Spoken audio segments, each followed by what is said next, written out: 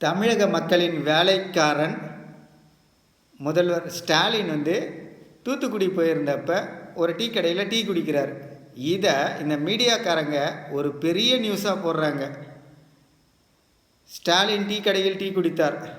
தமிழக மக்களுக்கு அவர் யார்? ஒரு வேலைக்காரர். ஒரு வேலைக்காரர், ஒரு எஜமான். டீ கடைக்காரர் யார்? அவரை ஓட்டு போட்டு தேர்ந்தெடுத்த ஒரு நபர். அவர் தான் எஜமான் இந்த மண்ணில். ஒரு வேலைக்காரர் ஒரு எஜமானுடைய கடையில் போய் டீ குடித்தார். இது ஒரு பெரிய விஷயமா? இதை ஒரு மீடியா போட்டு அதை பிரபலப்படுத்தணுமா? வேலைக்காரருக்கு நம்ம சொகுசான வாழ்க்கை கொடுத்துருக்கோம். சொகுசாக காரு, சொகுசாக தங்கறதுக்கு இடம் எல்லாத்தையும் கொடுத்துருக்கோம்.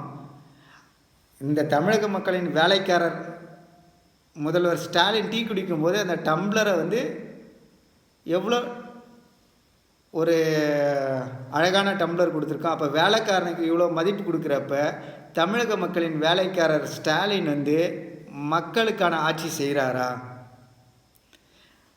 மக்களை நசுக்கி மக்களுடைய வரிப்பணத்தை கொள்ளையடிச்சிட்டு இருக்கார். இந்த நபர்கள் 2026 தேவையா? மாற்றம் செய்வோம். உங்களுக்கான வேலைக்காரர்களாக என்னை போன்ற பலர் இருக்கிறார்கள். அவர்களை தேர்ந்தெடுங்கள். மக்களின் பணத்தை கொள்ளையடிக்கும் இது போன்ற வேலைக்காரர்களை புறந்தள்ளுவோம். வாருங்கள் மாற்றத்தை நோக்கி.